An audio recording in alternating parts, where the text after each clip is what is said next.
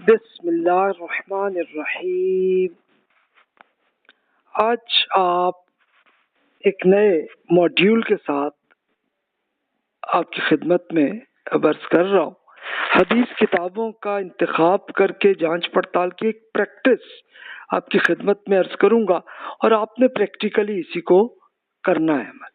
تو آپ کریں گے تو آپ انشاءاللہ حدیث ریسرچ کے آپ اسپیشلسٹ کچھ عرصے میں بن جائیں گے۔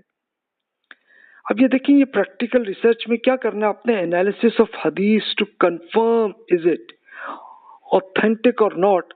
یہ وہ چیز ہے کہ جو ہم پچھلے لیکچرز میں اس کا پورا طریقہ یہ عرض کیا تھا، یعنی لیکچر نمبر 9 سے لے کے 19 تک ہماری ڈسکشن چلی تھی۔ تو یاد ہوگا پہلے لیکچر میں تو ہم نے جس تعارف کیا تھا علوم الحدیث کا، اور پھر موڈیولز عرض کیے تھے۔ تو HS01 وہ تھا کہ جس میں منتخب احادیث کا ہم نے صرف مطالعہ کیا تھا، اور وہ میں نے جان بوجھ کے صرف اوتھینٹک احادیث ہی کی تھی، جس میں آپ نے سنا ہی ہوگا کہ کیا ہی خوبصورت ارشادات ہیں جو رسول اللہ صلی اللہ علیہ وسلم کے ذریعے سے ہم تک پہنچی ہیں۔ تو آپ کو کتنا مزہ آیا تھا، یہ جو پہلے 8 لیکچرز اسی پہ تھے۔ پھر HS02 ہم نے شروع کیا تھا حدیث ریسرچ، اس کو جانچ پڑتال کا طریقہ تھا کہ ہم یہ چیک کر سکیں کہ یہ جو بھی حدیث آ رہی ہے تو یہ رسول اللہ صلی اللہ علیہ وسلم کا ارشاد ہے یا نہیں ہے، یہ کنفرم ہے کہ نہیں، اس کا پورا طریقہ۔ اب یہ میں نے ایجاد نہیں کیا، یہ محدثین، وہ اسکالرز جو اب سے 1200 سال پہلے گزر چکے، تو انہوں نے ایک یہ ریسرچ کا پورا طریقہ عرض کیا تھا، جس کو پچھلے لیکچر نمبر 9 سے لے کے 19 تک میں نے ان کا پورا طریقہ عرض کیا تھا۔ تو آج موڈیول HS03 شروع ہو رہا ہے، حدیث کتابوں کی جانچ کر کے جانچ پڑتال، انتخاب کر کے جانچ پڑتال کی پریکٹس۔ اب ظاہر ہے کہ میں 100% تمام احادیث کی ایک پوری یہ پریکٹس تو نہیں کر سکتا، اس لیے کہ 70,000 کے قریب احادیث موجود ہے مختلف بکس میں۔ تو اب آپ نے خود آپ نے کرنا ہے۔ میں سیمپل کے طور پہ کچھ ایگزامپلس کے ساتھ عرض کروں گا۔ تو یاد ہوگا آپ کو، یہ بہت پہلے میں نے عرض کیا تھا کہ حدیث جب اوتھینٹک ہو جاتی ہے تو پھر وہ پتہ چلتا ہے کہ اگر وہ متواتر ہے، یعنی ایکسٹریملی اوتھینٹک، یعنی 100% اوتھینٹک ہے، تو یہ متواتر ہوتی ہیں۔ یعنی اس کے لیے مطلب یہ ہوتا ہے کہ رسول اللہ صلی اللہ علیہ وسلم جب ارشاد فرما رہے تھے تو اس وقت ہزاروں صحابہ سن رہے تھے اور وہ بیان کر رہے تھے پھر اگلی نسل کو، پھر ان کے اسٹوڈنٹس اور بچے، ان کے بیٹے بیٹیاں ان کو سناتے تھے، اور اگلی نسل میں تو پھر وہ جو 1000 میں تھے تو وہ اب لاکھوں میں بن گئے، پھر لاکھوں سے ملینز میں اب کر لیں، اور اب کروڑوں میں۔ تو اس میں تو کوئی اختلاف ہی نہیں ہے پوری امت میں۔ اچھا، لیکن خبر واحد وہ ہوتی ہے کہ جس میں ایک یا چند افراد ہی حدیث بیان کرتے ہیں۔ یہ وہ تھی جس کو ہم نے پچھلے لیکچرز میں وہ عرض کیا تھا کہ یعنی کوئی 1-2 صحابہ نے، 1-2-3 صحابہ نے کچھ وہ نوٹ کیا اور انہوں نے بیان کیا، لیکن اگلی نسل میں تو ظاہر ہے وہ جو 3-4 تھے تو وہ اب 30 ہو گئے ہوں گے اگلی نسل میں، پھر اس سے اگلی نسل میں 300 ہو گئے ہوں گے، تو اسی طرح چل جاتا ہے سلسلہ۔ تو لیکن اس کو ریسرچ کرنے کی آپ کو ضرورت پڑتی ہے، کہ جس کو پچھلے لیکچر میں آپ سن چکے ہیں۔ تو محدثین نے پھر اس کے لیے ایک پورا فارمولا اس طرح سے کر لیا کہ ایک اوتھینٹک کے جو بالکل اوتھینٹک ہے تو وہ 80 to 90% تک یقین ہے کہ یہ رسول اللہ صلی اللہ علیہ وسلم کا ارشاد ہے، اور وہ وہی ہے کہ جو پہلے 8 لیکچرز میں آپ نے سنی تھی۔ اس کی ایک ایگزامپل کے طور پہ حسن وہ تھی کہ جو 50 to 80% ہے، یعنی فیئر، بس کچھ ٹھیک ہے کہ ٹھیک ہے، کسی حد تک کہا جا سکتا ہے کہ یہ رسول اللہ صلی اللہ علیہ وسلم کا ارشاد ہے۔ اور پھر ضعیف جس کو 1 to 50% کہہ لیں کہ یہ ویک، یہ کمزور حدیث ہے، اس میں اب یہ 100% ہم کوئی یقینی طور پر نہیں کہہ سکتے کہ یہ رسول اللہ صلی اللہ علیہ وسلم کے ارشاد ہے۔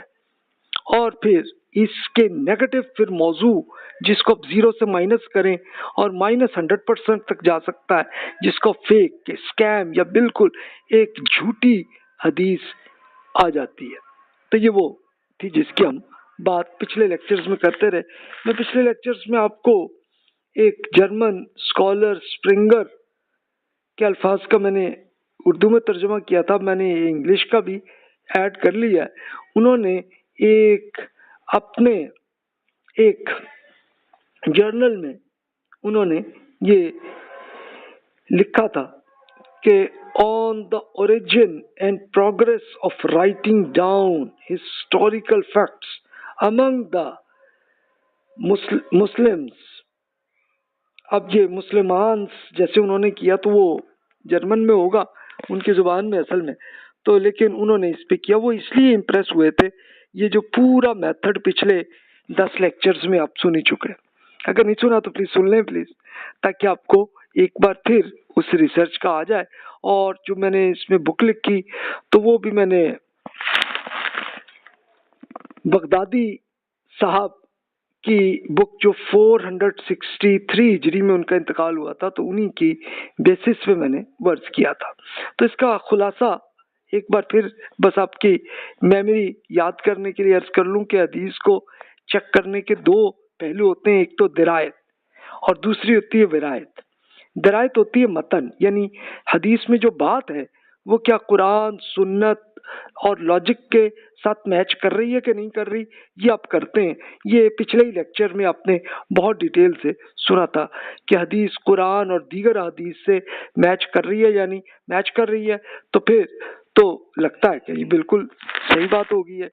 اگر یہ حدیث علم و عقل کے ساتھ مناسب ہے یا نہیں ہے، اگر لاجیکلی کوئی اللاجیکل قسم کی کوئی بات آئی تو پھر نہیں لگتا کہ رسول اللہ صلی اللہ علیہ وسلم نے یہ فرمایا ہو، یہ ہو ہی نہیں سکتا، اس لیے کہ قرآن مجید اللہ تعالیٰ کی کتاب ہے جسے رسول اللہ صلی اللہ علیہ وسلم نے ہمیں پہنچا دیا اور بتایا، اور یہ ہو ہی نہیں سکتا۔ اور قرآن میں بیس رکھا ہے آپ کی لاجک کو، اور فرمایا کہ آپ کی لاجک سے ہی یہ کنفرم ہوتا ہے کہ اللہ تعالیٰ ہے، اور اس کا یہ رزلٹ ہونا چاہیے کہ ہماری اس زندگی میں جو کچھ ہم کر رہے ہیں اس کا رزلٹ ہمیں ملے۔ تو یہ قرآن میں، تو اب حدیث میں اس کے اگینسٹ کچھ نہیں ہو سکتا۔ اگر آپ کو اتفاق سے کچھ ملتا نظر آئے تو پھر یہ اوتھینٹک حدیث ہو ہی نہیں سکتی۔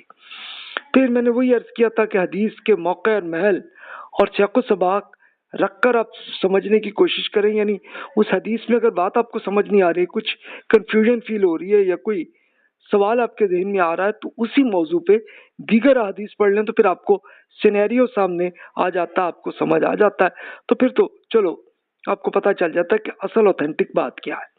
اور پھر حدیث کی اسی موضوع کے لیے قرآنی آیات اور دیگر حدیث کے ساتھ آپ میچ کرتے ہیں، کیونکہ حدیث کی وضاحت دوسری حدیث میں ہو جاتی ہے۔ اچھا، یہ تھی درایت جو پچھلے لیکچر میں آپ نے سنی تھی، میں نے تو مختصراً خلاصہ ہی عرض کیا۔ اب دوسری تھی ورایت جو اس سے پچھلے 3-4 لیکچرز میں چل رہی تھی، سند، یعنی چین آف نیریٹرز، یعنی وہ انسان جن کے نام سے لے کر وہ آپ تک پہنچی ہے۔ اب وہ نام کون تھے؟ یہ وہ تھے کہ جو ظاہر ہے کہ رسول اللہ صلی اللہ علیہ وسلم نے جب کچھ ارشاد فرمایا یا آپ نے کوئی عمل کیا تو ایک صحابی نے سنا تھا نا، یا ان کو دیکھا تھا تو انہوں نے بیان کیا، تو پھر اگلی ان کے اسٹوڈنٹ نے سنا ان سے، پھر اسٹوڈنٹ جب خود اسکالر بنے ان کے اسٹوڈنٹ نے سنا، تو ان سارے بندے، ان میں سے ایک ایک بندے کو ری چیک آپ کو کرنا پڑا۔ آپ کو میں نے میتھڈ پورا عرض کر دیا تھا کہ وہ بندے ریلائبل ہیں یا نہیں ہے۔ اگر تو ریلائبل ہے تو پھر تو ٹھیک ہے، تو اور یعنی متن بھی صحیح ہے کہ بالکل آپ کو لگ رہا ہے کہ یار واقعی رسول اللہ صلی اللہ علیہ وسلم یہ فرما سکتے ہیں، اور پھر آپ کو نیریٹرز کی پوری ڈیٹیل سے پتہ چل گیا کہ بندے ریلائبل ہے، تو پھر آپ اس میں چیک کر لیتے ہیں کہ پھر تو آپ کنفرم کہہ لیتے ہیں ہاں جی واقعی رسول اللہ صلی اللہ علیہ وسلم نے یہ فرمایا ہوگا، یہ صحیح حدیث ہوتی ہے، جس کو میں 80-90% میں نمبرز میں نے یاد کیے ہیں، میں نے آپ کو عرض کر دیا، یعنی محدثین نے صرف الفاظ میں صحیح قرار دیا انہیں۔ اب صحیح تو اردو میں صحیح ہوتا ہے یا غلط ہوتا ہے، لیکن یہ حدیث ریسرچ کے اندر صحیح ٹرمینالوجی کا مطلب ہے کہ یہ کافی حد تک ہمیں پورا یقین ہے کہ یہ رسول اللہ صلی اللہ علیہ وسلم کا ارشاد ہے، تو اس لیے اس کو صحیح کا لفظ کہا جاتا ہے. اور حسن یعنی فیئر، ٹھیک ہے، یہ وہ ہے کہ جس میں لگتا ہے کہ شاید رسول اللہ صلی اللہ علیہ وسلم نے فرمایا ہوگا لیکن پھر بھی ہو سکتا ہے کوئی غلطی ہو، یہ اس کو حسن کہتے ہیں. اور ضعیف وہ ہوتی ہے کہ جو بالکل جس میں آپ کو کمزور حدیث کہ یار اس میں ایویڈنس کمزور ہے، اس لیے ہم یقین سے نہیں کہہ سکتے کہ یہ رسول اللہ صلی اللہ علیہ وسلم کا ارشاد ہوگا. اور موضوع تو اس کے اگینسٹ ہے کہ بالکل الٹی بات کہ جو جعلی حدیث وہ چیز تھی.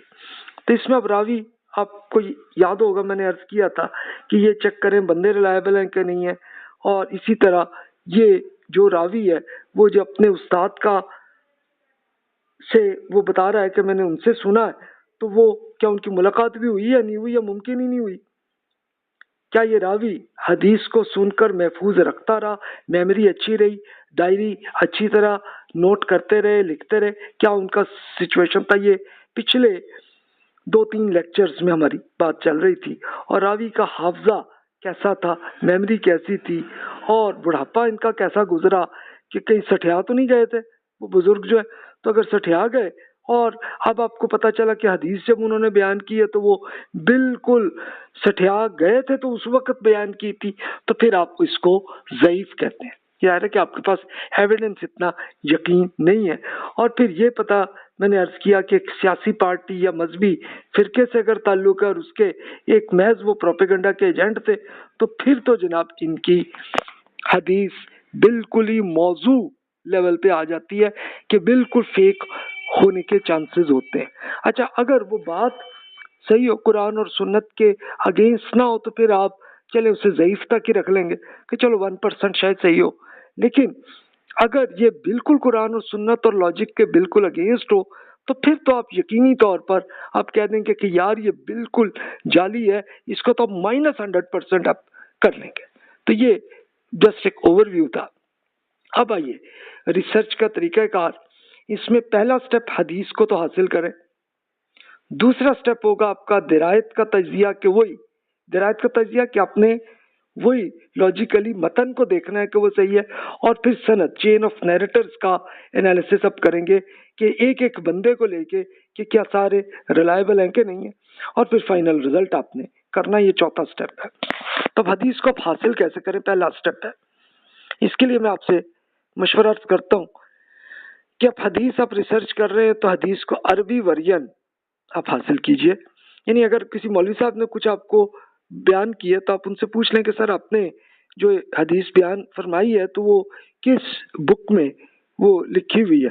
تو وہ آپ کو بک اگر بتا ہی نہیں سکیں گے تو پھر تو اس کا مطلب ہے کہ ان کو مولانا صاحب کو خود یاد نہیں ہے، تو بات ہی ختم، آپ کا معاملہ ختم، ریسرچ پھر کچھ نہیں کرنی.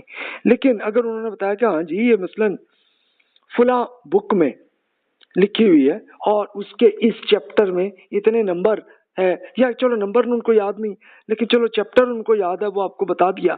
اب آپ نے کیا کرنا ہے کہ اسی کو آپ چلو آپ کو اردو میں ہی پتا چلا، آپ نے سرچ کیا تو چلو عربی کے کوئی خاص کی ورڈ آپ نوٹ کر لیں کہ یار اس کے ذریعے آپ سرچ کریں گے. سرچ کریں، اس حدیث کی بک کو کھولیں، اس کے اندر آپ اس کے چیپٹر کو طے کر لیں. اگر نمبر مل جائے تو سب سے آسانی سے کام ہو جائے گا، نہیں ہے تو پھر پورا چیپٹر پڑھ لیں، مل جائے گی آپ کو جیسے مولانا صاحب نے آپ کو فرمایا. اچھا اس حدیث کو کتاب میں ڈھونڈ کر پڑھ لیں اور پھر حدیث کی کتابوں کے انسائکلوپیڈیا کو اوپن اپ کر لیں. یہ ایک آپ کے لیے ایک آسان طریقہ ہے. اس کے لیے میں نے ایک ایگزامپل کے طور پہ ایک ویب سائٹ جس میں سب سے زیادہ حدیث مل جاتی ہیں، اس کا نام ہے hadith.islam-db.com. یہ اس کا ٹائٹل ہے، یعنی اس ویب سائٹ کا موسوعہ الحدیث، یعنی انسائکلوپیڈیا آف حدیث، یہ وہ ہے. تو اس میں آپ کو مل جائے گا، لیکن یہ اکیلی وہی نہیں ہے، اور بھی ویب سائٹس ہیں، وہ بھی میں آپ سے بھی شیئر کروں گا. اگر یہاں نہ ملے تو آپ دوسری طرف دیکھ لیں. اچھا وہ دیکھیں کہ آپ کو عربی میں اگر مل گیا ہے تو پھر تو آپ اس کے لیے کوئی کی ورڈ ایسا ڈھونڈ لیں. کی ورڈ وہ ہوتا ہے کہ جس میں جو بہت ایک تو ٹاپک ہو اس کا، جس میں وہ حدیث کی بات ہو رہی ہے، جس حدیث کو آپ ریسرچ کر رہے ہیں، اور دوسرا یہ کر لیجئے کہ وہ جناب وہ کوئی ایسا ورڈ ہو کہ جو بہت کامن یوز نہیں ہوتا. اگر تو بالکل کامن ورڈ کو ہی آپ یوز کر لیں گے نا تو پھر تو ہزاروں مل جائیں گے، پھر آپ کو ڈھونڈنا مشکل ہو جائے گا نا. اس لیے کوئی ایسا کی ورڈ ڈھونڈ لیں کہ جس کے اندر بس کچھ ہی حدیث میں وہ بات آتی ہو، تو وہ آپ کر لیں.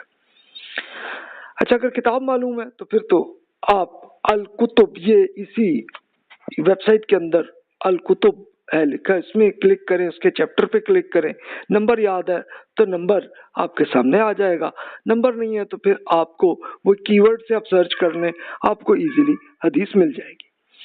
اگر آپ کو کتاب یا چیپٹر ہی موجود نہیں ہے تو پھر ابحث کا ایک خاص طور پہ، ابحث کا مطلب عربی میں ابحث کا مطلب ہوتا ہے کہ سرچ، کہ آپ سرچ کر لیں اس میں، اور وہی کی ورڈ کے ذریعے آپ سرچ کریں تو جتنی وہ حدیث ہیں، یعنی جو بھی مولوی صاحب نے فرمائی تھی، وہ ساری آپ کے سامنے آ جائیں گی. اب پہلا کام. اب دوسرا کام آپ کو کرنا ہے درایت.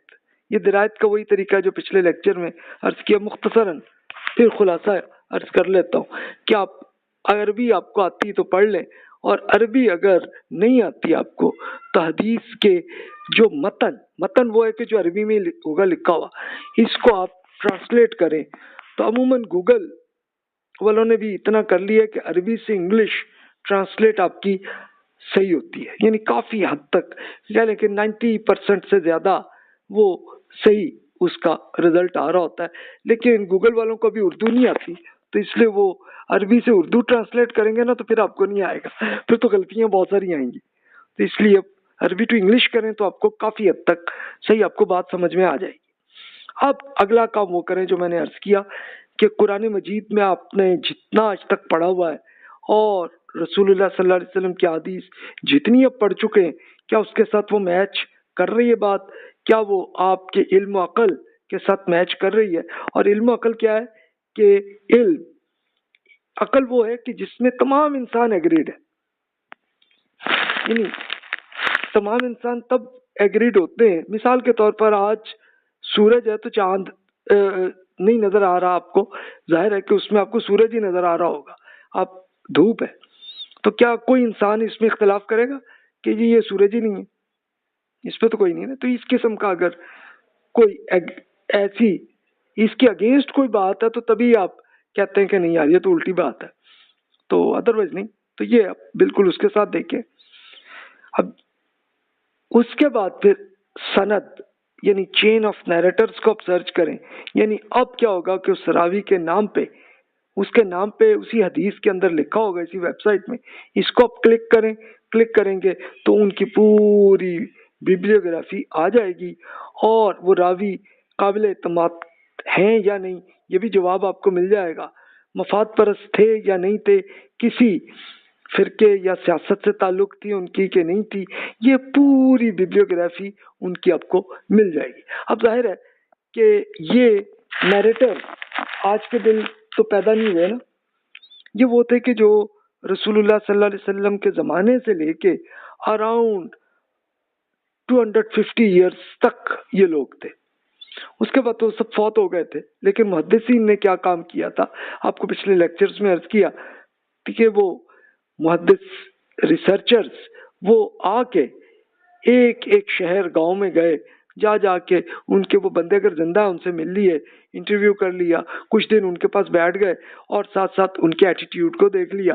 اچھا، اور اس کے ساتھ ساتھ اگر وہ فوت ہو گئے تو کوئی بات نہیں، ان کے جتنے اسٹوڈنٹس، ان کے بیٹے پوتے وہ مل لیے، مل کے انٹرویو کر لیا. اکیلے ایک بندے کو نہیں کیا بلکہ انہوں نے ان کے پڑوسی، ان کے اور لوگ، اور ان کا پورا کس طرح کا ان کے بارے میں ایک لوگوں کی رائے کیا رہی ہے، ان کی پوری بیبلیوگرافی اس طرح لکھی ہے. اور وہ کوئی ایک محدث نہیں ہو سکتا، ایک محدث ہوتا تو ان سے غلطی ہو جاتی نا، لیکن وہ کوئی 8-10 بندوں کے آپ کو جواب مل جائیں گے. اور اگر جواب نہیں ملا تو پھر اس کا مطلب ہے کہ یار وی ڈونٹ نو، ہم نہیں کہہ سکتے کہ یہ صاحب قابل اعتماد تھے کہ نہیں، تو ان کی جو حدیث ہے وہ بھی ضعیف ہو جائے گی۔ اس کے بعد جناب فائنل رزلٹ ہوگا جس میں آپ نے بتانا ہے کہ یہ صحیح ہے، حسن ہے، ضعیف ہے یا موضوع ہے، تو یہ آپ کا ہوگا۔ اور اگر کسی محدث کے رزلٹ سے آپ مطمئن نہیں ہوئے اگر، تو دوسرے محدث، دوسرے اسکالر، ریسرچر کے رزلٹ کو بھی دیکھیں، اور فائنل فیصلہ تو آپ نہیں کرنا ہے۔ تو جناب یہ ہے حدیث ریسرچ کا اوور آل ویو۔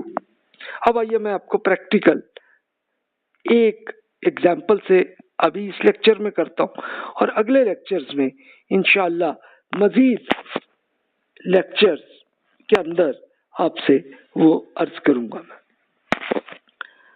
تو جناب آپ اس کے لیے یہ ریڈ کلر میں نے یہ کر لی hadith.islam-db.com۔ اچھا، اس میں ڈیٹا بہت زیادہ اویلیبل ہے، اس لیے میں نے اس کو سلیکٹ کیا، ورنہ اور بھی لنکس آپ کے سامنے آ رہے ہیں، ان سب کو بھی آپ سرچ۔ اچھا، ایک میں اس میں hadith.islam میں نہ ملی تو چلیں کوئی بات نہیں، آپ پھر اس حدیث کو المکتبہ.org اس میں ڈھونڈ لیں، درار میں کر لیں، احسان نیٹ ورک اس میں ڈھونڈ لیں، اور پھر نور ڈیش بک اس میں ڈھونڈ لیں۔ چلیں اس میں بھی نہ ملے تو آپ گوگل میں ڈھونڈ لیں، تو کسی اور ویب سائٹ میں مل جائے آپ، تو دیٹس گڈ۔ نہ ملی تو پھر تو آپ یہی جواب دیں گے کہ جناب یہ حدیث جناب اب ہمیں معلوم نہیں۔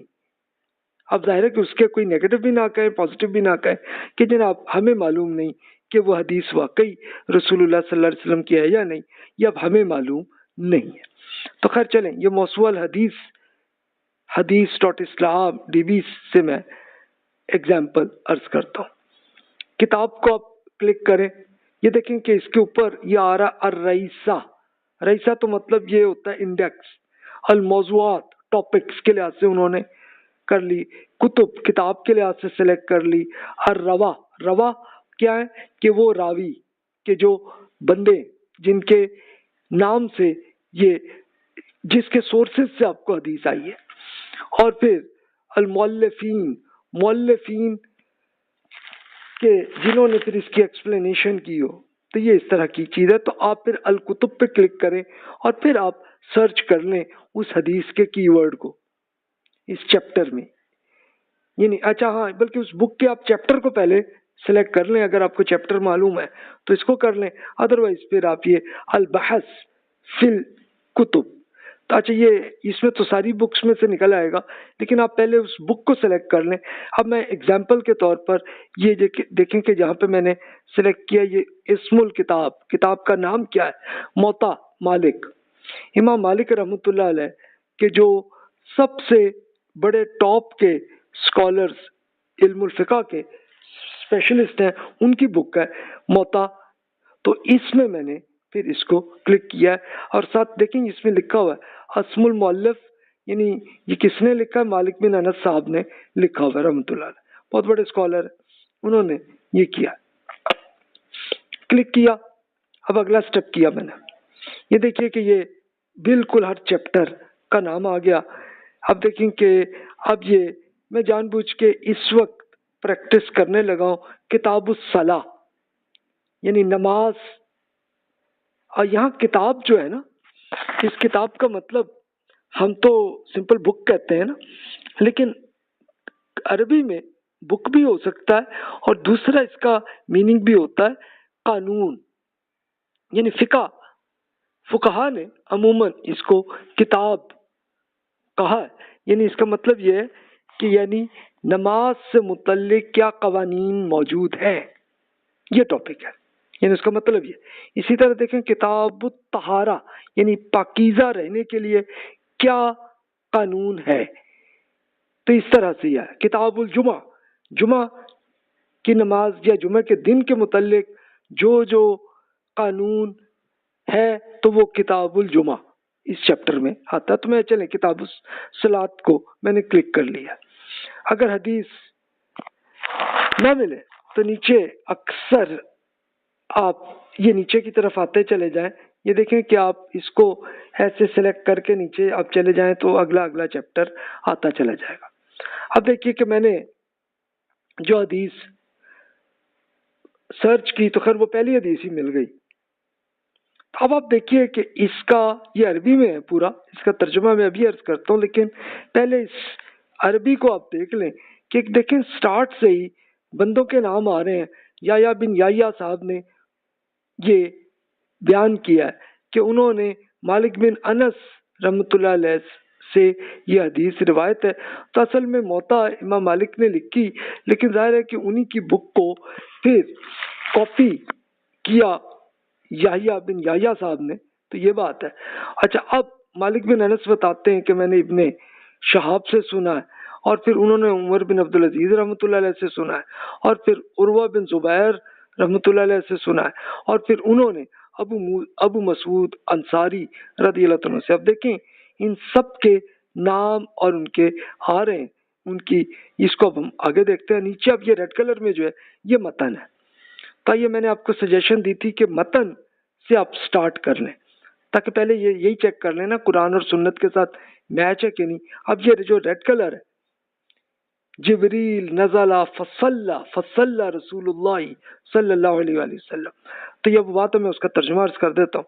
اب یہ بات ابو مسعود انصاری رضی اللہ عنہ نے بیان کیا کہ مغیرہ کیا ہوا، کیا لیٹ کیوں ہو گئے، مطلب انہوں نے یہ پوچھا تھا جبکہ آپ کو کیا علم نہیں کہ جبریل علیہ السلام نازل ہوئے اور نماز پڑھی، اور رسول اللہ صلی اللہ علیہ وسلم نے نماز پڑھی. پھر انہوں نے پڑھی تو رسول اللہ صلی اللہ علیہ وسلم نے پڑھی، اور انہوں نے نماز پڑھی اور رسول اللہ صلی اللہ علیہ وسلم نے نماز پڑھی. پھر جبریل نے عرض کیا کہ آپ کو یہ حکم دیا گیا ہے. اب کس نے دیا؟ ظاہر اللہ تعالیٰ نے حکم دیا کہ جبریل علیہ السلام ایک فرشتوں کے ہیڈ ہیں کہ جو اللہ تعالیٰ ان کو پورا میسج پہنچا دیتا، اور وہ پھر رسول اللہ صلی اللہ علیہ وسلم اور پہلے انبیاء کرام علیہ السلام کو بھی وہ اسی طرح پہنچا دیتے تھے. تو یہ بات ہے. اچھا، عمر بن عبدالعزیز رحمۃ اللہ علیہ نے فرمایا، عروہ آپ جانتے ہیں آپ نے حدیث بیان کی ہے، کیا جبریل علیہ السلام نے رسول اللہ صلی اللہ علیہ وسلم کو ٹائم پر نماز پڑھائی تھی؟ تو اب اس میں عروہ رحمۃ اللہ علیہ نے جواب دیا، جی ہاں، اسی طرح بشیر بن ابل مسعود انصاری نے اپنے والد کی بنیاد پر مجھے یہ بات بتائی تھی انہوں نے. تو یہاں دیکھیں متن کی بات. اب آپ دیکھیں کہ جبریل علیہ السلام نے رسول اللہ صلی اللہ علیہ وسلم کو نماز پڑھ کے سنائی، اور رسول اللہ صلی اللہ علیہ وسلم نے بھی پڑھی. تو یہ کئی مرتبہ ہوا، ایسا کئی مرتبہ ہوا. تو اصل میں نماز کا پورا طریقہ وہ سکھایا. اچھا جی، تو اب یہ متن کے لحاظ سے آپ میچ کریں. اگر آپ عربی آپ کو آتی ہے تو پھر آپ خود ہی تجزیہ کر لیں. رزلٹ میرے حساب سے ہے کہ ٹھیک ہے جی ہوا. اگر عربی نہیں ہے تو حدیث کے آپ متن کا ترجمہ میں نے ابھی کیا ہے نا آپ کے سامنے. تو آپ چلو اگر میرے ترجمے کو آپ قابل اعتماد سمجھیں تو آپ کر لیں، ورنہ آپ خود اس کا ترجمہ کر لیجئے. اگر آپ کو عربی آتی ہے اور نہیں آتی تو پھر آپ وہی گوگل سے ہی آپ ٹرانسلیٹ کر رہے ہیں. اچھا، ان سے بھی آپ کو اعتماد نہیں ہے تو کسی اور اسکالر جن کو عربی آتی ہے تو ان سے ہی وہ حدیث سن لیجئے. اب حدیث قرآن اور دیگر حدیث کے ساتھ میچ ہو رہی ہے کہ نہیں؟ میرا جواب ہے یس، قرآن اور دیگر حدیث سے میچ ہو رہی، کیونکہ یہی بات کہ جبریل علیہ السلام نے رسول اللہ صلی اللہ علیہ وسلم کو نماز پڑھ کے سنائی دکھائی بھی تھی، اور کئی مرتبہ یہ پریکٹس کی تھی. اور رسول اللہ صلی اللہ علیہ وسلم کی پوری زندگی میں یہی ہوا کہ ہمیشہ نماز پڑھتے رہے، بلکہ نبوت کے اعلان سے پہلے بھی نماز پڑھتے ہوتے تھے. اور اس وقت وہ جو نماز اس سے پہلے جو پڑھتے تھے وہ ایسا ہی تھا کہ جو ابراہیم علیہ السلام کے ذریعے سے روایت کے ذریعے وہ مسلسل چلتا چلا آ رہا تھا سلسلہ، اور یہ تھا سلسلہ. اب یہ لاجیکلی سوچیں، یہ درست ہے کہ تو جناب لاجیکلی سوچیں، کوئی لاجیکل بات ہے؟ میرے حساب سے تو نہیں ہے. اب آپ موقع اور محل اور سیاق و سباق سے دیکھیں تو اب اس سے یہ موقع محل یہی نظر آتا ہے. اس سے آپ لاجیکلی سوچ لیں کہ جبریل علیہ السلام نے رسول اللہ صلی اللہ علیہ وسلم کو نماز پڑھانے اور اس کی ٹائم لائن جہاں پہ بتا دی تھی، تو یہ بالکل لگتا ہے کہ رسول اللہ صلی اللہ علیہ وسلم نے نبوت کا سلسلہ جب شروع ہوا یہ اسی وقت کا یہ واقعہ ہوگا. اب یہاں لکھا ہوا نہیں ہے، لیکن لاجیکلی لگتا یہی ہے. ظاہر اس کو آخر میں بتانے کی کیا ضرورت تھی، انہوں نے پہلے ہی بتایا کیونکہ انہوں نے پوری امت کو نماز کا یہ طریقہ اور ٹائم سکھانا تھا ان کو. ظاہر ہے جبریل علیہ السلام تو جسٹ ایک سورس ہیں کہ جن کے ذریعے اللہ تعالیٰ کا میسج آ جاتا.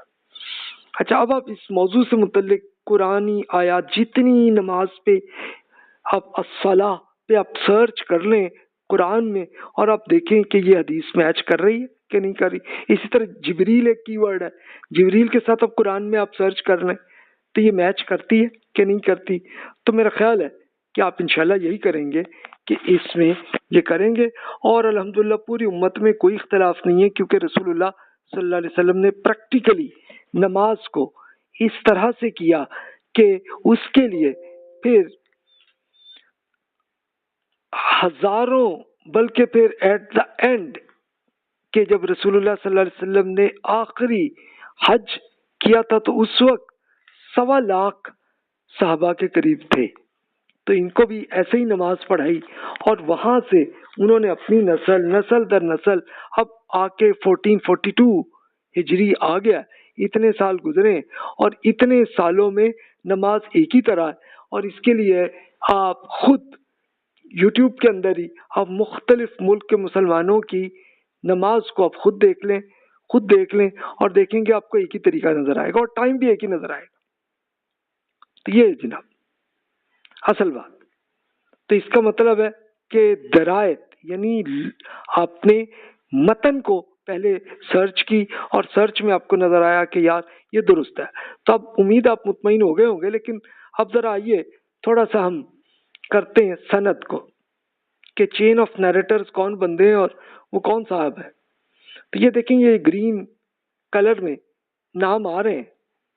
تو جناب یحییٰ بن یحییٰ اللیثی صاحب ہیں، مالک بن انس ہیں، ابن شہاب ہیں، عمر بن عبدالعزیز ہیں، پھر مغیرہ بن شعبہ ہے، اور پھر ابو مسعود انصاری رضی اللہ عنہ. تو آئیے یہ آپ دیکھیں، یہ اب اسی ویب سائٹ میں ان 4 بندوں کے نام آ رہے ہیں اور ان کی ایک کم از کم بیسک وہ آ گئی ہے. اب یہ دیکھیں ہم سٹارٹ کرتے ہیں، ہم الٹی طرف سے کرتے، پہلے صحابی کے نام سے ہم شروع کرتے ہیں. ابو مسعود انصاری، اور لکھا ہوا صحابی ہیں رضی اللہ عنہ. یہاں پہ صحابی ہیں تو صحابہ کرام کے بارے میں تو قرآن مجید نے بتا دیا نا کہ رضی اللہ عنہم، کہ اللہ تعالیٰ ان پہ راضی ہو گیا. تو اس کا مطلب یہ ہوا کہ جو صحابی ہیں تو وہ بالکل اوتھینٹک ہیں، اس لیے کہ اللہ تعالیٰ ان کے عمل پر ایکسپٹ کر رہا ہے. یہ قرآن مجید میں آپ پڑھ لیجئے.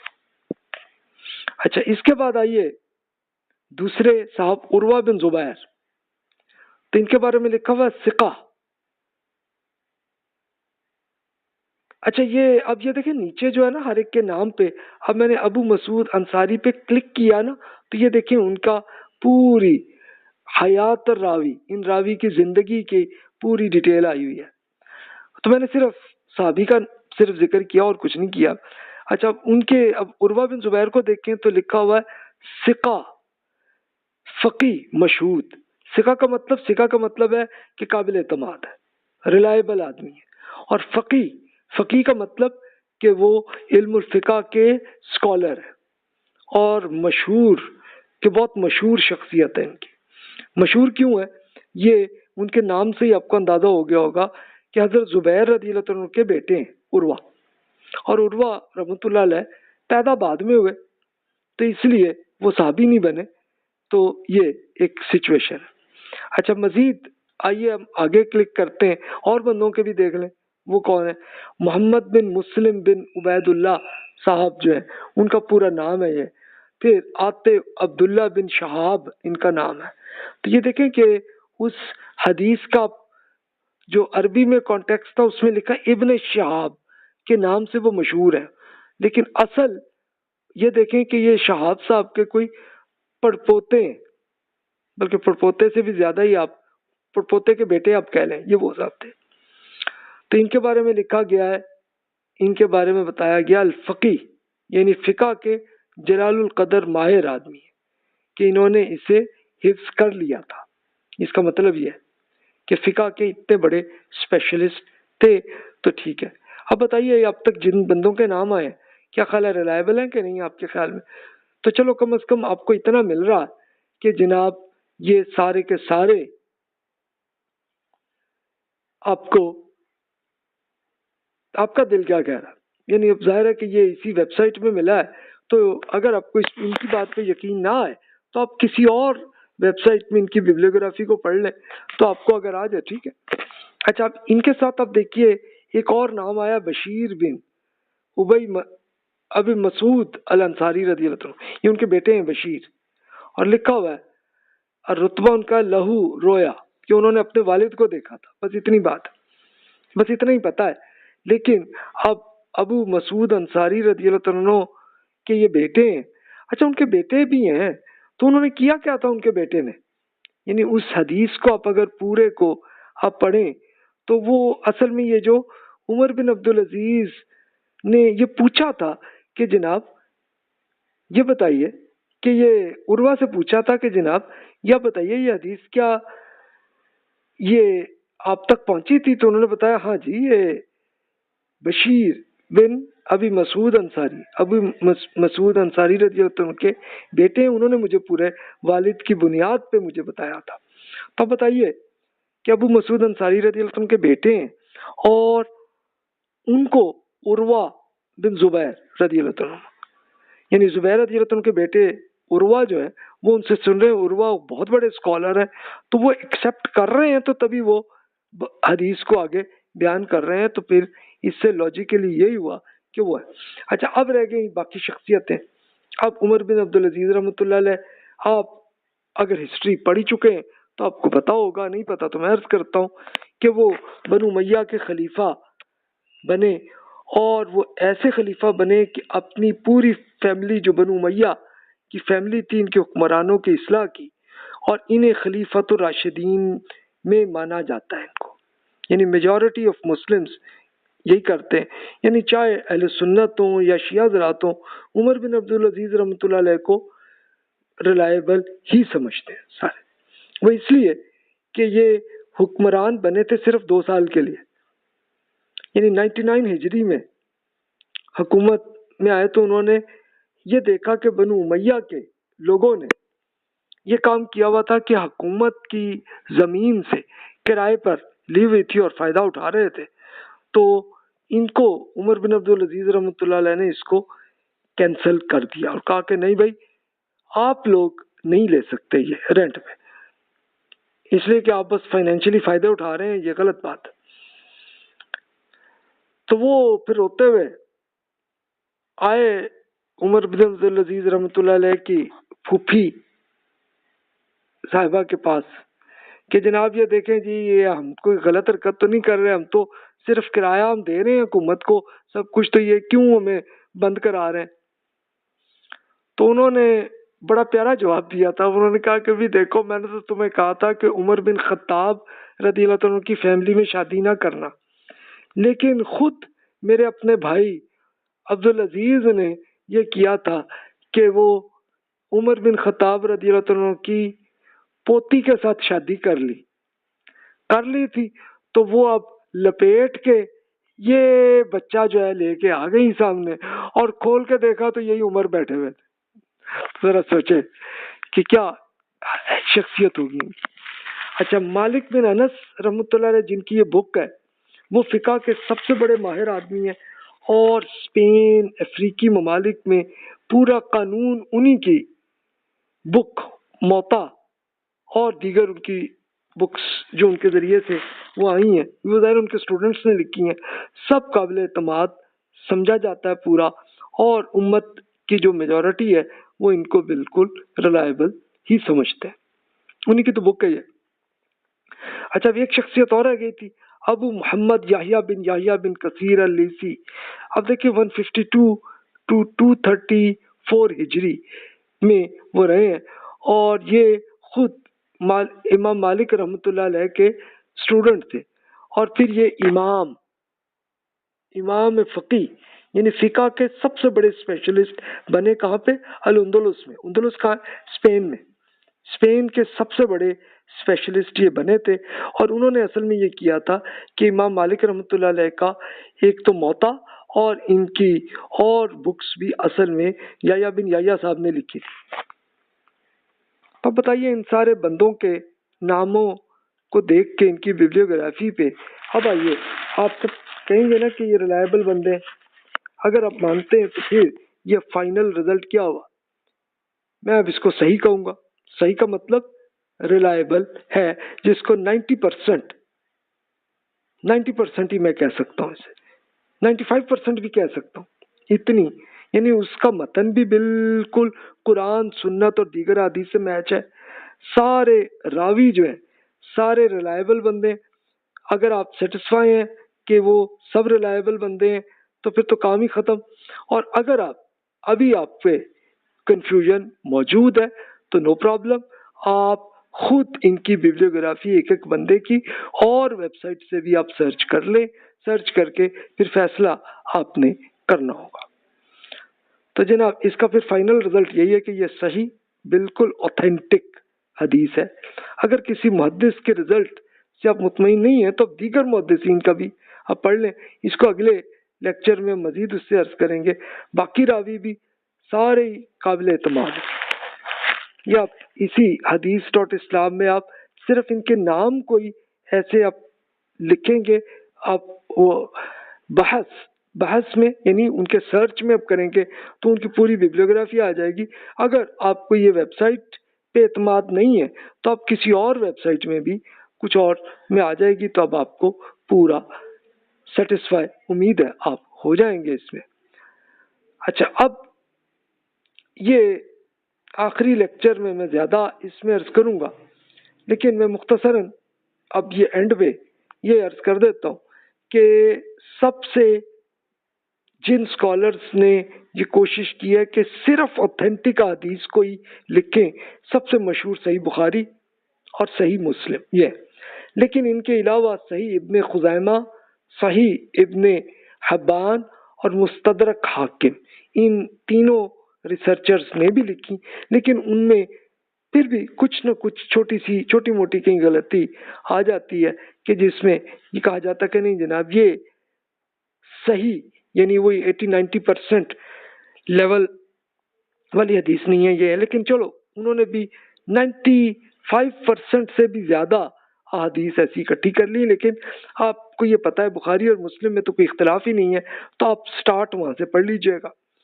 اچھا، احکام کی احادیث وہ ہوتی ہیں کہ جس میں آپ نے پریکٹیکل کام کرنا ہے، تو امام مالک رحمۃ اللہ علیہ نے اسی کی بک یہی لکھی تھی موطا، یعنی پریکٹیکل کام سے متعلق رسول اللہ صلی اللہ علیہ وسلم کی احادیث کو اکٹھا کیا۔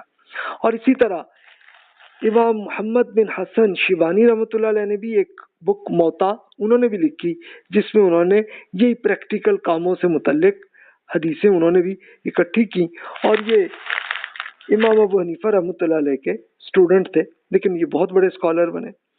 اچھا، اس کے علاوہ اور بکس ہیں، سنن، ترمذی، ابو داؤد، ابن ماجہ، نسائی، یہ چاروں بکس بھی ہیں۔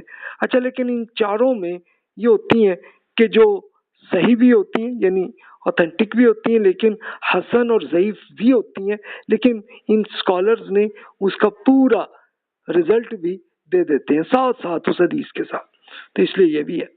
اچھا، جو لیکن موطا میں بالکل اتنا اوتھینٹک ایگریمنٹ ہے کہ یہ بالکل بخاری اور مسلم کے لیول کی ہے یہ بک جو۔ اچھا، پھر یہ ہے کہ مزید اور بکس بھی ہیں جسے مسند کہتے ہیں۔ مسند کی سب سے مشہور بک ہے مسند احمد بن حنبل، یعنی انہوں نے کیا کیا کہ جتنی حدیثیں اکٹھی کی ہیں تو صحابہ کرام کے نام سے ایک چیپٹر بنا دیا۔